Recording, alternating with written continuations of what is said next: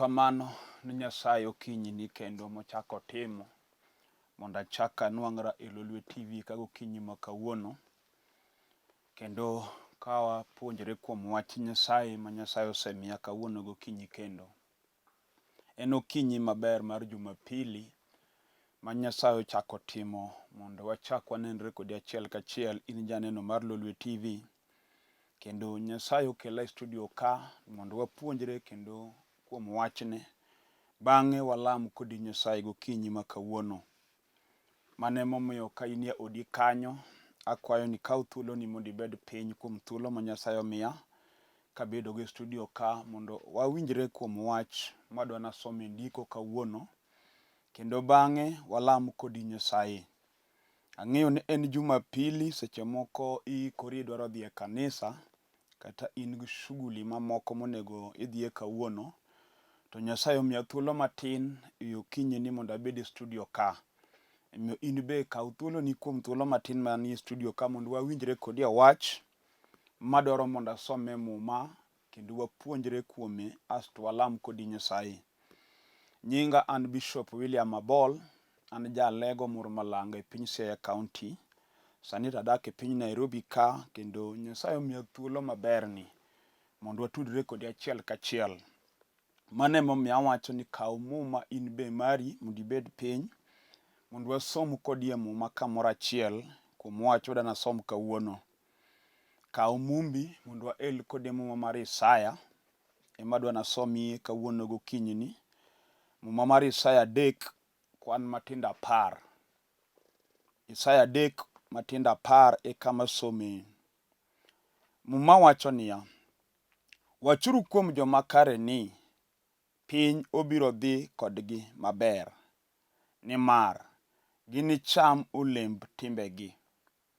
Yaye ng'ama rach, chandruok nobed kuome, nimar ginimiye kaka tich lwete obet. Mane wach masomo gokinyi sani madwani mondo mi awuoye gokinyi. Los winjoni maber, bed piny mos mondo wawinjre kodi wach masomo sani. Jumapili mokalo nyocha ne wasome wach mane wuoyo ni bad Nyasaye ok chiek madumone reso, kata it Nyasaye ok nok madumone winjo ng'ato kalame, to richowa emopogo kindwa gi Nyasaye. Mane wach nyocha ne wawuoye Jumapili mokalo. Kawuono achaka some Isaya 3 matindo 10 mawacho niya: wachuru kuom joma kare ni piny obiro dhi kodgi maber, nimar ginicham olemb timbegi. Yaye ng'ama rach, rach nobed kuome, nimar ginimiye kaka tich lwete obet. Okinyi mane wach masomo madwani mondo mi awuoye gokinyi ma kawuono. Muma wacho ni wachuru kuom joma kare ni piny obiro bet kodgi maber, kata piny biro dhi kodgi maber, nikech ginicham olemo mar timbegi. To Isaya ywak ni yaye ng'ama rach, rach nosik kuome, nimar nomiye kaka tich lwete obet. Okinyi walero wach mamiyo dhano bedo kod pek, mamiyo chandruok omako ji, mamiyo onge ber ma ji mathoth neno. Nitie joma odak e ngima e piny ka chuny ji ol kod bet mangima, gigombo tho. Kendo kobet piny to chunye paro ni matut ahinya, mondo kata kanyale to cham sum amodere mondo tho. Gimomiyo ogombo tho en nikech nitie gik mokale mahinyo ngimane, chandruok, pek, kendo onge kwe. Wan gi ng'ato makata kinene korwako nango lero wuotho e barabara, lakini gima nango umo e ngimane en emong'eyo. Mane momiyo seche moko iyudo ka ng'at maduong' kata ng'ama riek wuoyo kende kowuotho e barabara, iweyo ni owuoyo kata gi ng'ato, kata kamano owuoyo gi chandruok momake matame e nindo. Kendo wan ng'ato makata en gi kitanda mare mar nindo i bedroom mare, to nindo ok tere e kitandano. En ng'ama kodhi e nindo to nindo ok tere, oparore nyaka piny ru. Kendo onge kwe adier, makata king'iye neno ka dende ok chal ng'at man gi kwe. Kendo nitie kata udi moko makidonje, tinya yudo ka gin udi ma ji kod gimoro amora. Pesa nitie, mwandu nitie, chiemo nitie, law nitie. Lakini nitie chandruok momako odno mogolo kwe. mamiyo jodak dak mar ywak ka kuyo kod ywak mantie. Wan gi ot ma nyiero onge iye, ma ka ji odonjo kata ka ne dhako gi dichuo gidak, to ng'ato kodonjo to ng'ato nigi shughuli ma mage. Kendo inyalo yudo ka ji tieko kata dwe odno ka ng'ato ok wuo gi wadgi. Wan gi ot ma communication tinde odong' ni ng'ato oro ne wadgi message. Ka en gima odwaro kuom ng'ato ndiko ne message, giwuoyo through message kata sim kama ng'ato go mawuo kod wadgi. Nikech achien omako kwe mar dak. Ma seche moko iyudo ka dhako dak gi kuyo malit ahinya e ngimane. To kiluwo mos gimokelo chandruok momiyo kwe onge, to en richo manotimore. Nikech inyalo yudo ka dichuo nokendo chiege ka giherore, to achien richo mar chode nodonjo e dak. Ma chiege noduogo yudo kowuotho oko gi timbe mok nikare. Wachno noketho kwe gi hera mane ni kindgi. Ma gino nomiyo sani gidak ka ng'ato dak kien, kendo mor mar ot onge. Kiluwo mos gimokelo gini en richo ma jogi otimo. Koro mwacho ni ai ng'ama rach, rach nobed kuomi, kendo rach nosik kuomi. Sama ng'ato timo timbe maricho, kik o expect ni gima ber biro bedone. Msara mar richo en tho. So ng'ato mohero richo ohero chandruok. Chandruok ema kelo richo. Ka richo onge, chandruok onge. To sama ng'ato ohero timo richo, ohero mondo obed gi chandruok. Koro muma wacho ni wachuru kuom joma kare ni piny obro dhi kodgi maber. Ng'at makare moluoro Nyasaye mowar matiyo tijni Nyasaye, ng'ano nyaka bed kod kwe. Kendo king'iyo ngimane mos nyaka bed ngima man gi kwe. Ng'at ma wuotho gi Nyasaye gadier, mowar moluoro Nyasaye, ngimane nyaka bed ngima makare. Kendo ngimane ma en go jomoko nyalo gombo, nikech en ngima man kare kendo ngima man gi kwe. To ng'ama odagi Nyasaye onge kwe ma en go. Kata dala moro kidonje, tiyudo ka jodalano odagi Nyasaye, giwalo timbe mag ajuoke gi timbe maricho richo mag piny. Dalano king'iyo jomonyuolo kanyo gin joma onge mbele wala nyuma. Gi joma yecheno obago adier.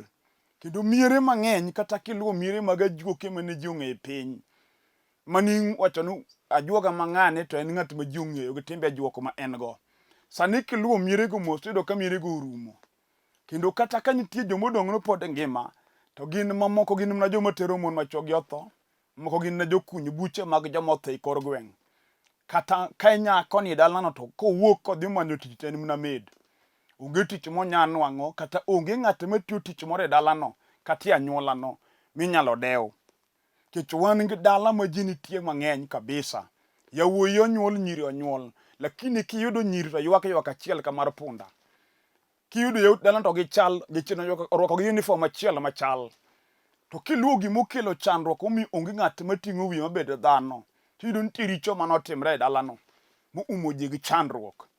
Adier en chandruok ma king'iyo nyaka miyo monyuolo nyithindo chal gi dhako mok nonyuol. Nikech inyalo bedo gi nyithindo minyuolo to onge makonyi. Gina onyalo nyuolo man kanyo ma gima ber badiyud kuomgi onge. Kendo mae stress manegi minwa momiyo in gi tuoche mag sukari gi pressure. Nikech nyithindo minyuolo onge migeno kuomgi. Kata ka gin nyiri to gin momoko te kalori mokwame chuodho. Ma onge madipar gima bed akuome. Nikech inyalo bedo gi nyiri adier kata gisomo, gin gi rieko mar skul. Chia be gi jochia gi jobeyo. Lakini jecheno omako gi te ma onge ng'ato makare wuok. Inyalo yudo ka kata tedo tamore, onge gima ber mantie. To be moko somo to kata mana tich ok onyal nwang'o. Jok mane otieko go somo tindo tiyo moloso gik mineno, en pod ogo lam. Jachien dino ne tich mok onyal yudo. Seche moko kiluwo gimokelo chandruok omiyo onge gima ber madonjo kuom nyithindi, tibo yudo nitie richo manotimore chien kata matimore sani, momako dalani kata omako odi okete e jela. Koro mwacho ni ng'ama rach nobed go. Adier kata kain nyako king'iyo mos kamoro amora midhi e kisrani moteloni. Wan gi nyako ma kata kodhi katedo to chako dagi dichuo ka dichuo nigo pesa. Inya kende ng'at mantiyo maber man go pesa, to kodonji ono modak higa achiel, tiji dichuo no nyaka kethre modhir duog ma chandruok bedie ma gichandre kabisa. Wan gi ng'ama ok nyal dak e ngima maber, dichien otame. To kiluwo mos nitie richo momiyo gima kamano timore. Momiyo rach ema luwi kuonde te midhiye. Wan ng'ato ma kamoro amora odhi en rach.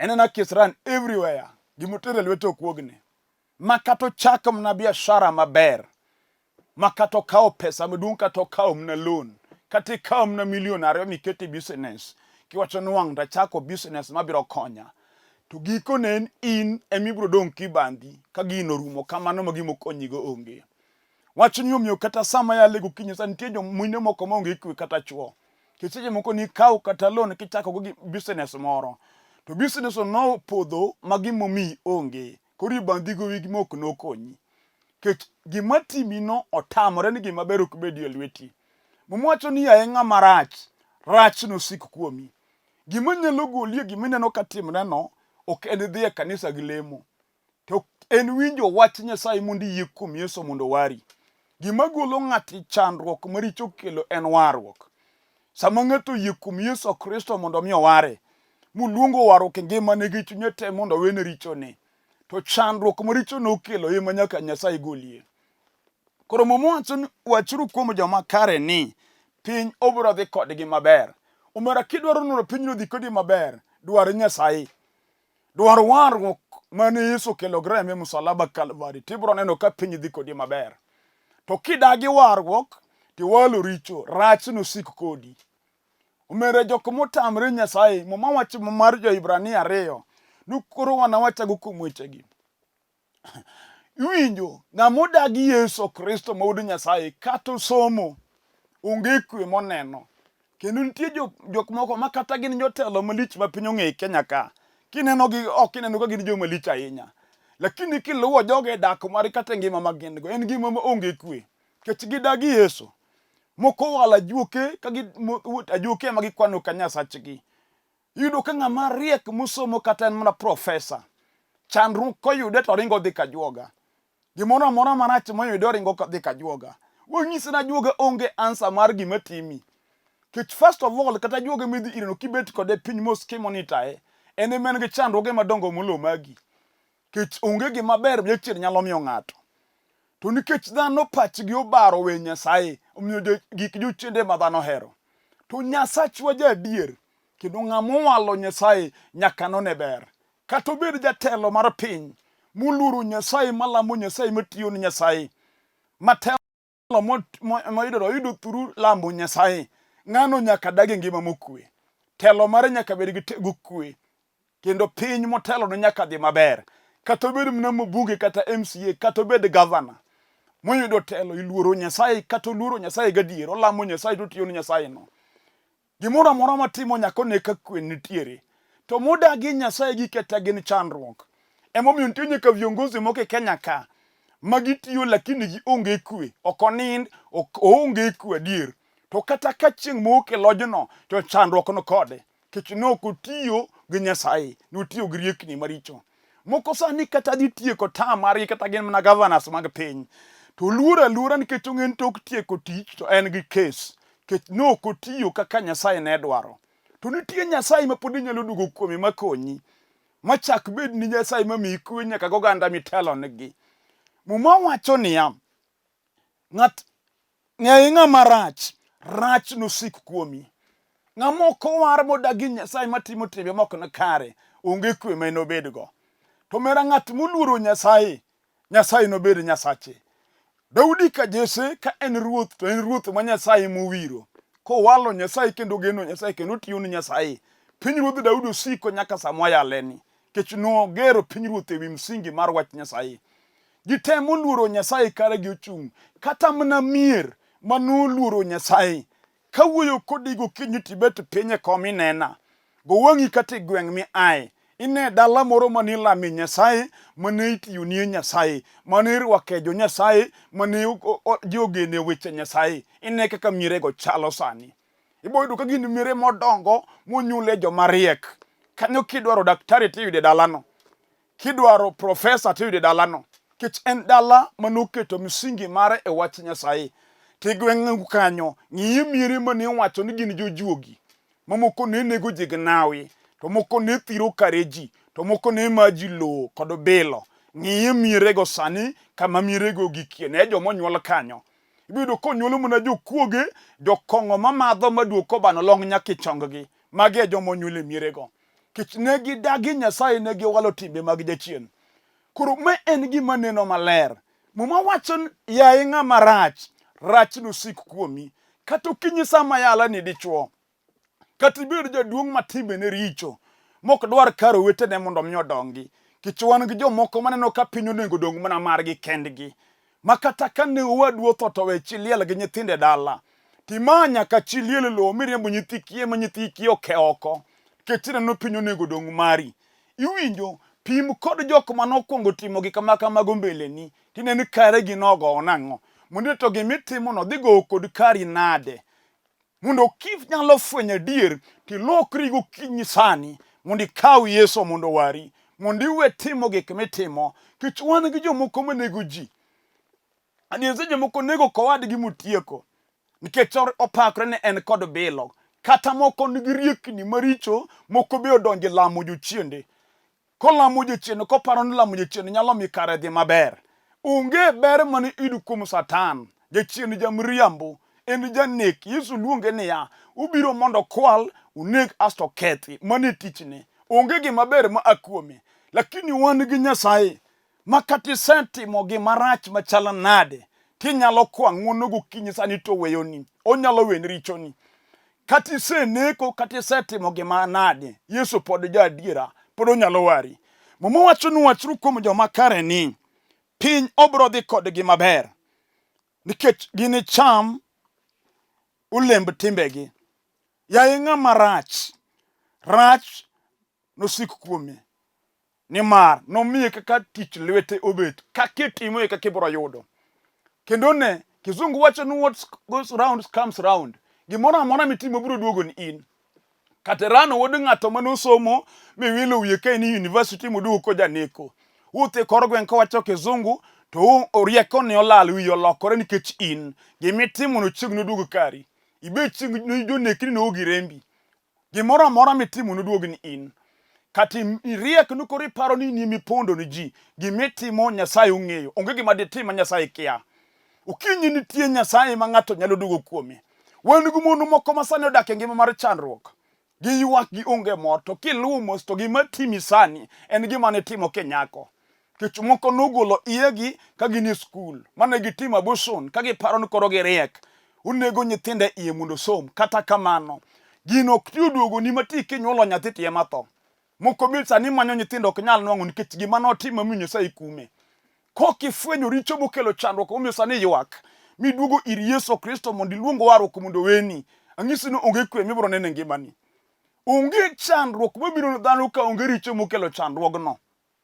Onyalo bedo richo ni in iwuon, kata richo mar babani kata mar kwaru.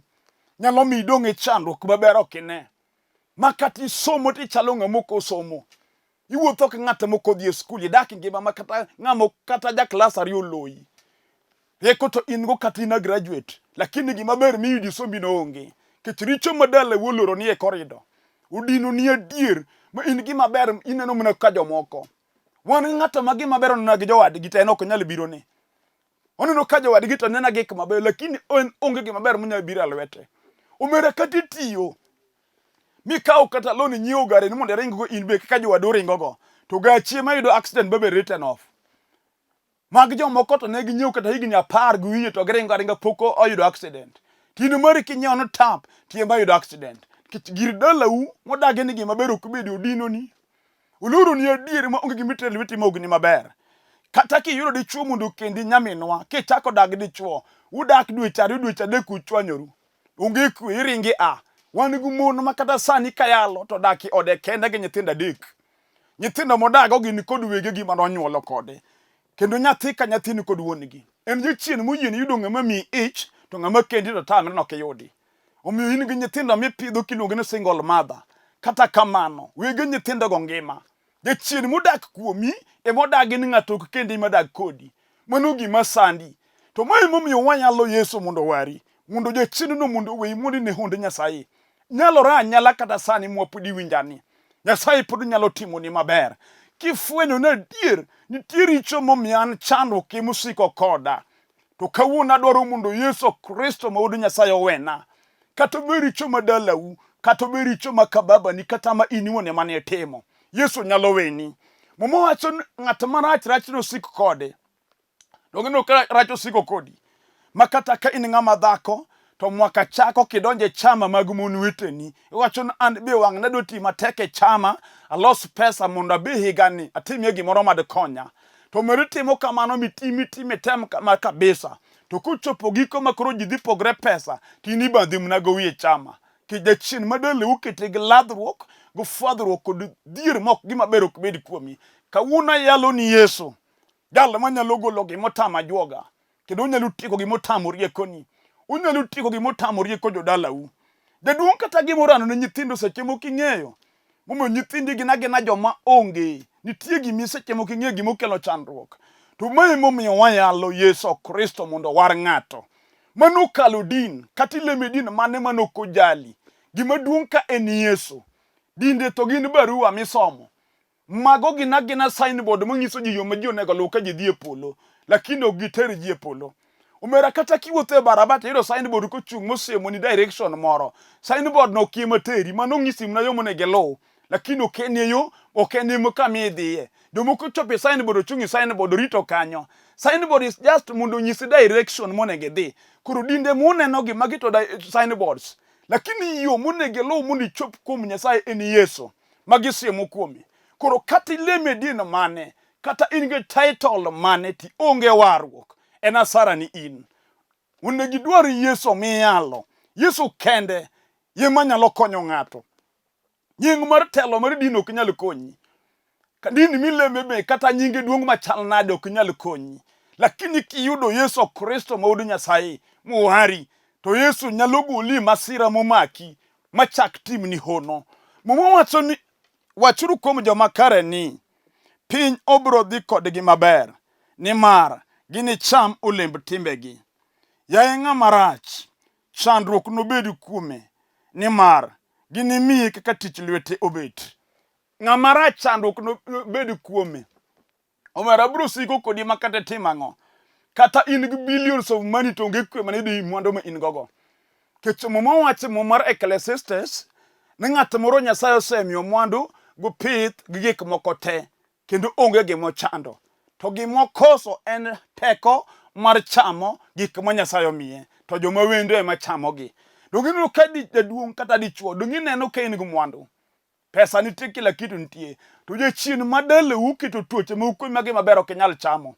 Omiyo jachien ukito mana gi chamo kuon bel kod gima ok ochiel. Chai madho ma onge sukari. Kata chak ok nyal madho. Kech jachien odagi. Gimokelo mano en kech Nyasaye ok omiyi kwe chamo mwandu momiyi. Kalore kod gicho modak e ngimani. To kiyie kuom Yesu Kristo, tuoche go changa. Kech onge tuo matamo Nyasaye chango. Naman ne en jatelo mar jolweny, to dhoho noloye kendo dhoho nomake. Dhoho neno ne en gima ne onge yadhe. Lakini ka noringo modhi ir Nyasaye, Melisho siemo ne Nyasach jo-Israel, muyie timo gima Nyasaye owacho. Naman nochango, ma dhoho norumo, mobedo mangima modendo bedo mapoth. Iwinjo, nitie gima nyalo timi nikech pok iyie kuom Nyasaye. Kendo nitie tuoche moko ma onge yath, lakini kuom Nyasaye tuoche go change. Emu Naman nochange dhoho. Dhoho en tuo mane onge yadhe. Maka nomako ng'ato ni tenge, kaka sani tengo jo corona bedo kendegi. To sama ni Naman ofwenyo Nyasach jo-Israel, moringo dhi ir Nyasaye, Nyasaye nochange momiye ngima. Teni Nyasaye nyalo chango nyaka tuoche motamo rieko. Kata mne tuoche ma corona makoro goyo piny sani. Ka wanyalo duogo kuom Nyasaye, mwalam Nyasaye kwa e chunywa ma iye, Nyasaye nyalo changowa. Kendo Nyasaye nyalo chango pinywa, kata corona nyalo rumo. Kech magi gina chwat kod kum mag Nyasaye. Moma wacho ni ng'ama rach nosik kuome. Ng'ama odagi Nyasaye rach nosik kuome. Pinje modagi yie kuom Yesu Kristo onge chang ma giniyudi. To moyie kuom Yesu, Yesu nochanggi. Mane kaka muma wuoyo. Koro kinyi ma kawuono, kibedo piny ng'iya tinena tibindi winja dir, ka nitie weche moko ma ok dhi kodi maber. Piny omoko kodi, giki omoko te. Wan ng'ato mayore ne obagni, kila kitu olorore. Ohalo kwamo, biashara omoko, tich mitiyo onge, giki omoko te.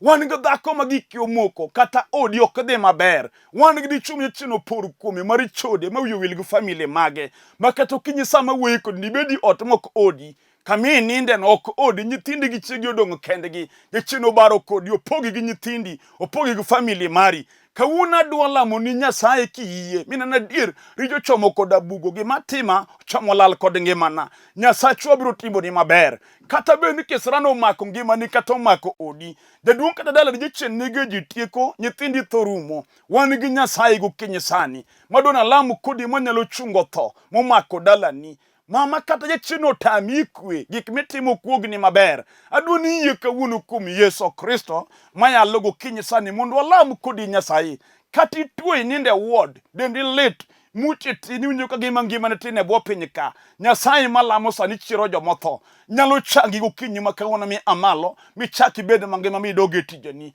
adwani yie kama intie minena mundi walam kodi Nyasaye kuom wach moro amora mwinjo kok dhini maber machunyi dwaro mondo Nyasaye okonyi wadwa lamo Nyasaye sani gi ng'ato ka ng'ato kaminena kibet pinyni kiwinjo ka chunyi ochwe yie mondo igo chonge piny walam kodi go chonge piny kata ka chunyi omiyi yie ni mak TV minenani mak TV mondo walam kodi Nyasaye mahono nikech Nyasachwa nyalo walamo Nyasaye kodi kama intiere kanyo Wuro maler in Nyasaye ma jadiera kendo nyalo go teko go loch en mari ne janeno mubet piny sani mogo chonge piny kata momako TV ng'ato ka ng'ato makro ywak kuom chandruok monene ngimane kokalo kuom gik matimorene aoro teko ni glochni mondo tim hone ngima ng'ato kod ng'ato mulo dhako ni mul dichuoni mulo nyako ni mul wuoyini Nyasaye mulo jaduong ni mulo dayoni kuom gima nade mosekwa nyime mondo mi timne jalo matuni riebade mondo mi change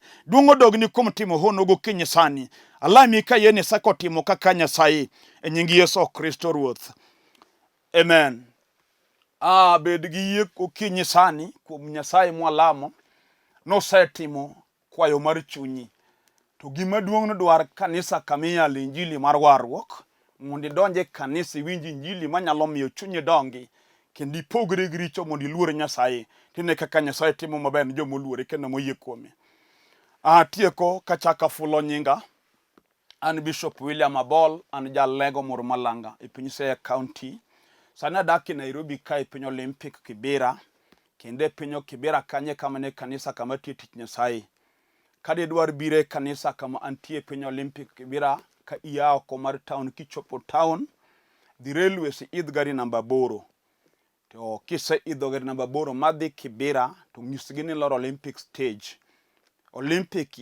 stage kama gache namba 8 go lokore kiselor go sime namba na mani screen ka mondo mi direction ka kichope kanisa kama antie seche moko inyalo gocho to yudo ka sedonje kanisa kata kama ne boyudo ngama mako simburo mi direction ka kichopo e kanisa kama antie ka ine piny Dandora wanega kanisa kigo simu abro mi namba mar pastor man Dandora mondo tudri kode chope kanisa ma Dandora ka ine piny Kayole be wan kanisa Kayole kanyo kigo simu abro mi namba mar pastor ma Kayole mondo chope kanisa marwa man Kayole e piny Siaya wan kanisa kata piny Ugenya Sega wan kanisa e piny Mur Malanga wan kanisa e piny Ng'ia wan kanisa e piny Asembo Yude wan kanisa e piny Usenge wan kanisa kone opogre kigoyo simu abro direct ka kichope kanisa niko koro go sime namba mar nge screen ka mondo wami direction mondo mi chope kanisa ni wamagwa namba mar simu mara en 0721 280025 0721 280025 Airtel number 0782 495 083 0782 495 083 Inyalo yudo puonj maga bende YouTube account mara ki subscribe Bishop William Abol e YouTube account ibo yudo puonj mamoko bende kanyo Nyasaye mondo gwedhu nyaka Jumapili manyien Shalom